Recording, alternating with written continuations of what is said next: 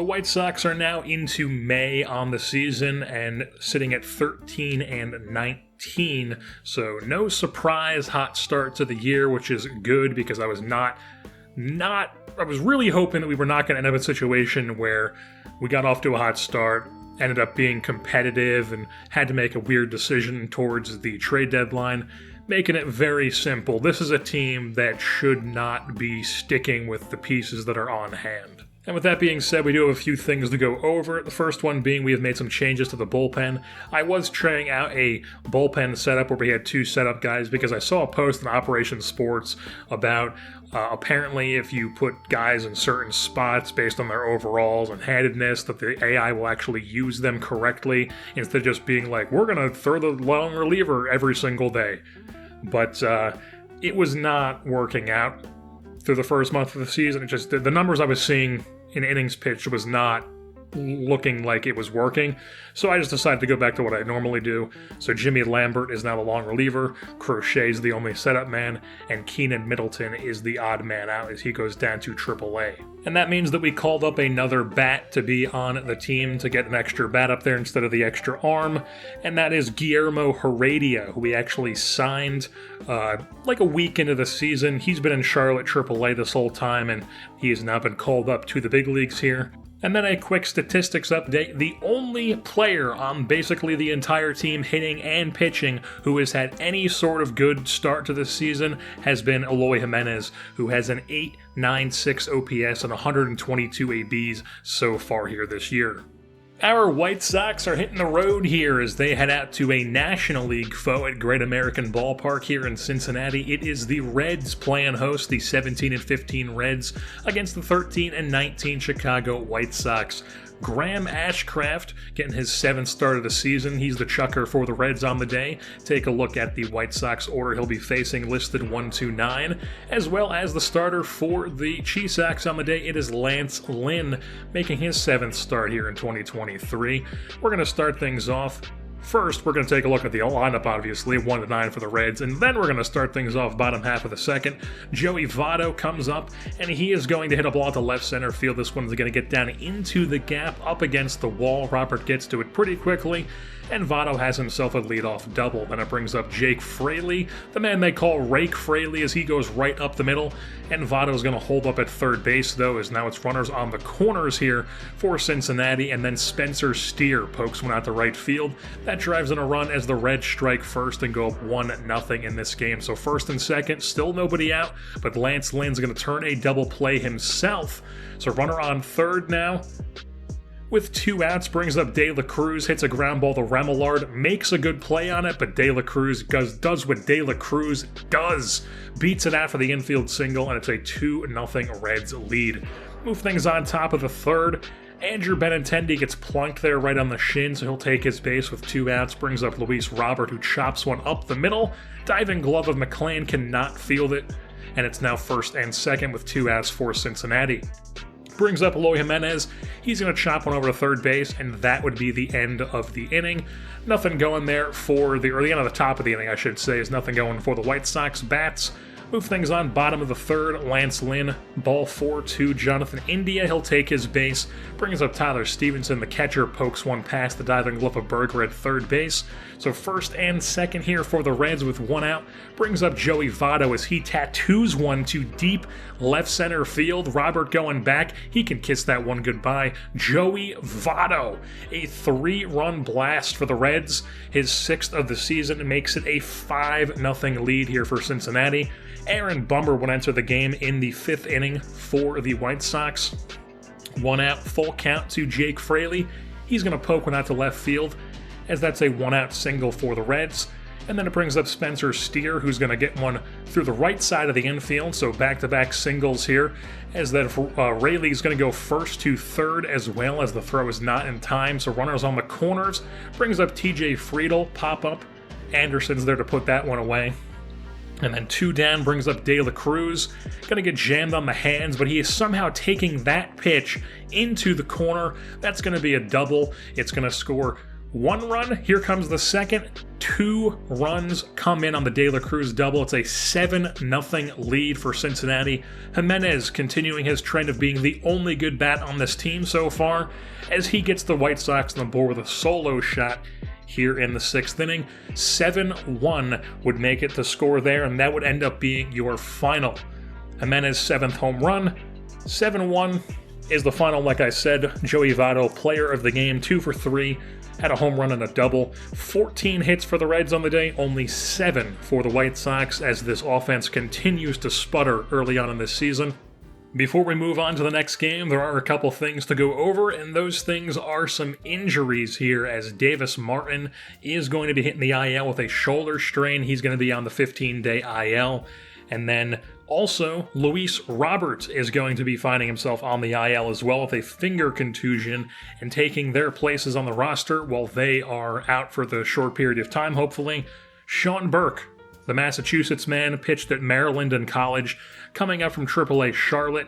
He is a right-hander. According to MLB.com, he is actually MLB ETA in 2023.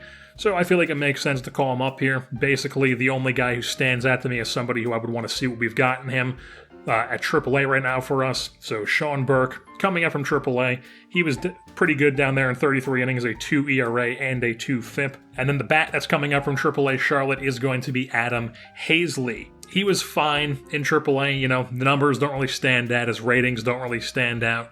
He's just a guy who can play center field, so he's up in the big leagues playing against right-handed pitching. And then Guillermo Heredia is playing center field against left-handed pitching.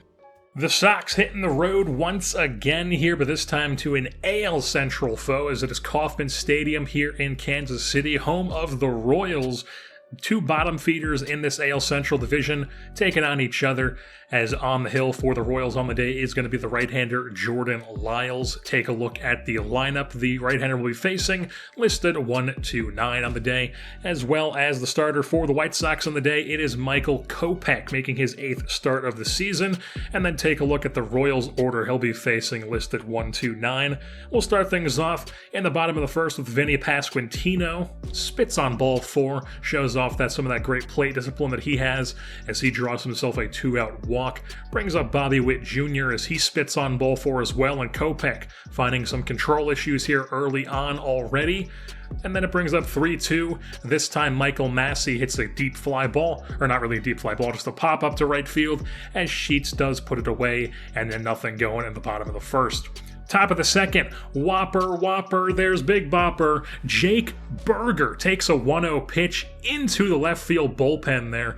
A solo shot puts this Sox team on top, 1-0.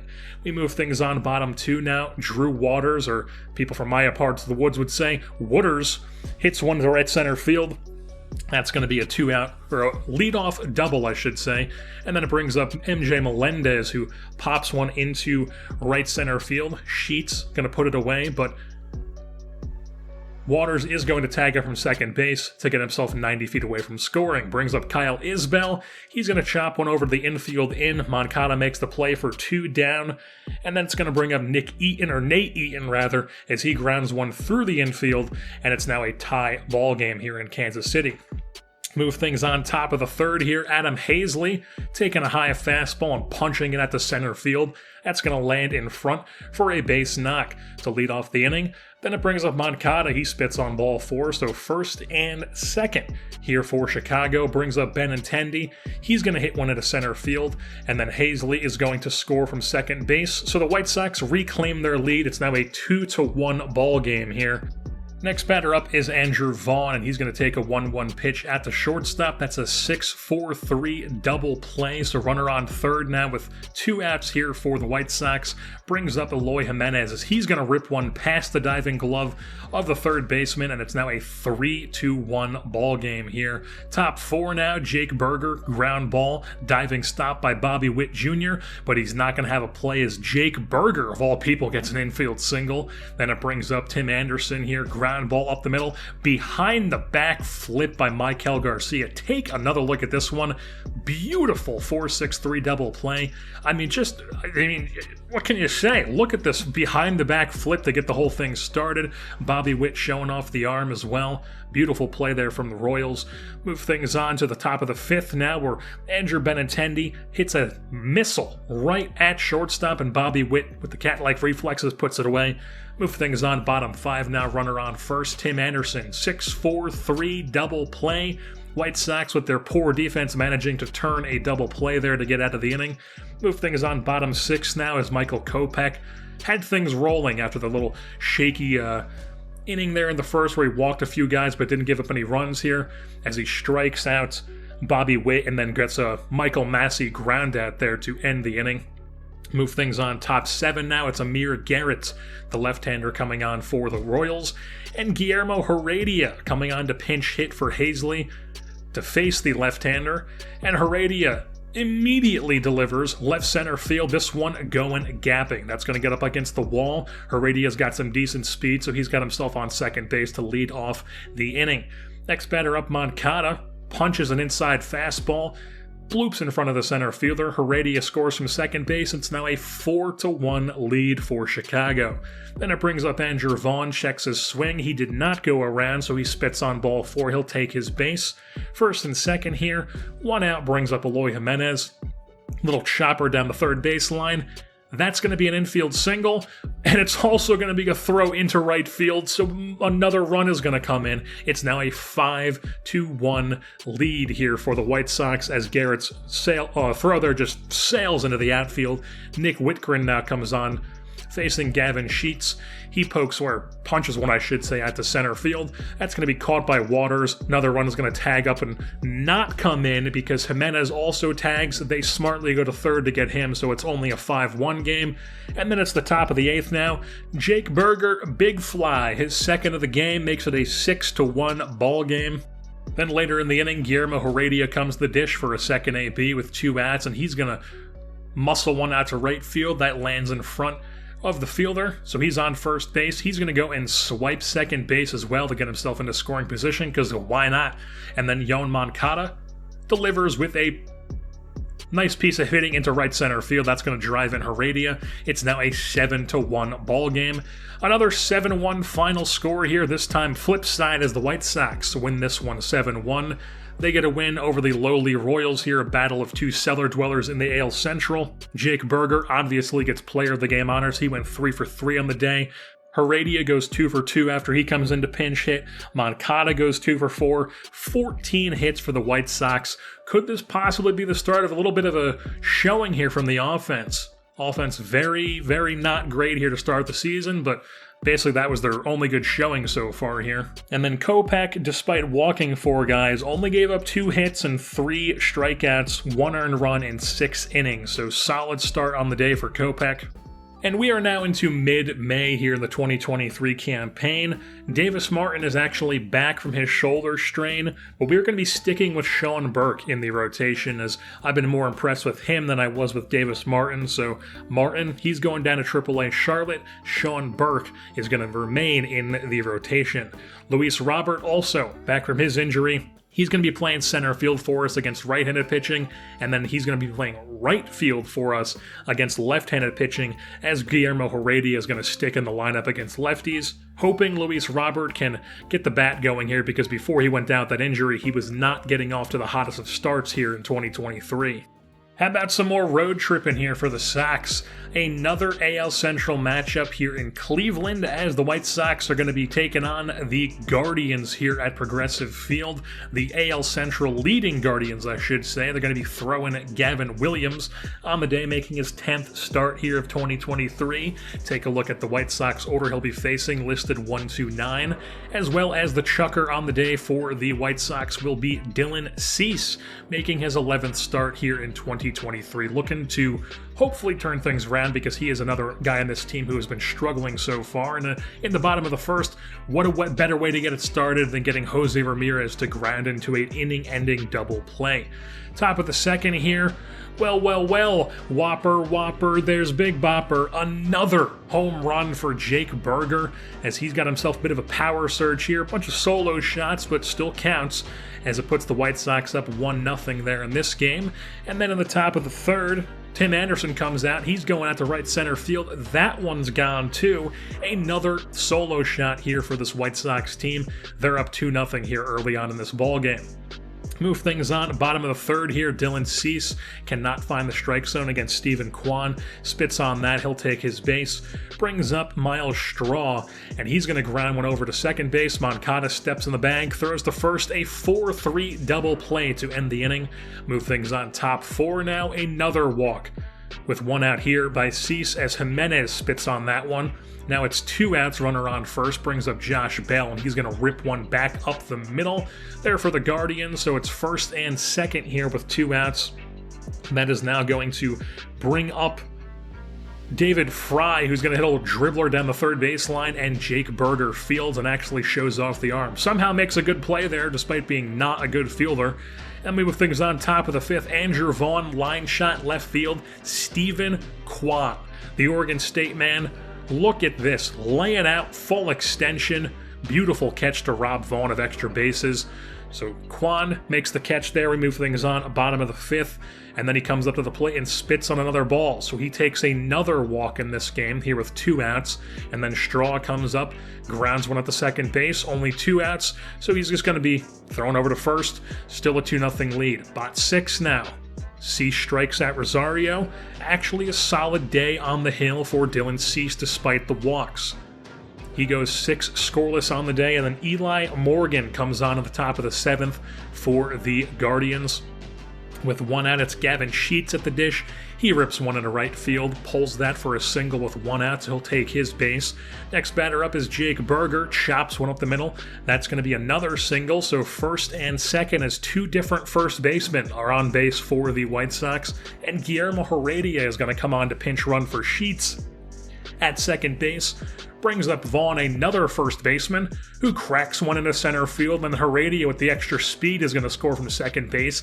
It's now a 3-0 White Sox lead. And important, okay, take a look at that number, 3 in the run column. That ends up being important. Keep that in mind for later. Is also Heredia. As you saw, Eli Morgan's going to have to come out of the game. Enyel De Los Santos comes on to replace him, as he would do his job as he gets Anderson to pop up the center field for out number 2. And the next batter up, Grandal, is just going to ground one over to third base to end the inning. So a 3-0 lead here, but it's the bottom of the 8th, and Garrett Crochet is coming on, the lefty, out of the bullpen here for Chicago. 1 out, it's Steven Kwan. Not a walk this time, but instead a line drive single up the middle. So he's on first base with 1 out. That'll now bring up Miles Straw. Takes an 0-2 pitch down the third base line. Moncada now over there on the hot corner. Diving stop, but has no play. So first and second here. 1 out.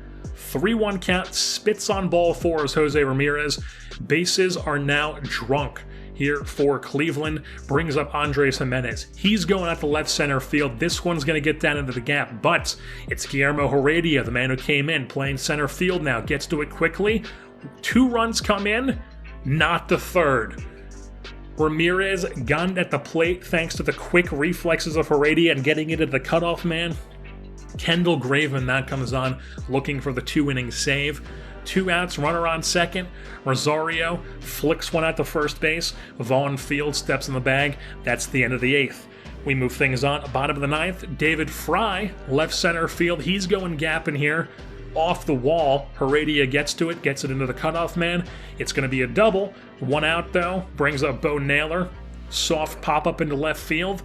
That's going to be put away by Benintendi. And then it brings up Planez, I'm assuming is how you say that name, and then he grounds one over to third base. Moncada rips it across the diamond, and Graveman gets the save. Heredia, huge key role late in the game there, scoring with the speed as the pinch runner, staying in, playing some defense, and then getting the third run there, not across the plate. So 3-2 is your final in this game. 3-2 White Sox. They win the game over the AL Central leading Guardians. And Dylan Cease getting back on track there, picking up player of the game honors. 6 innings, 2 hits, 3 Ks, 5 walks, but no earned run. As Berger homers on the day, so does Anderson, and Graveman gets the 2-inning save for his 10th of the season. And with that being said, that's going to wrap things up here for this edition of the White Sox franchise here on MLB The Show 23. I've been your host, Jerseyborn, and I am saying Favorite drink duels.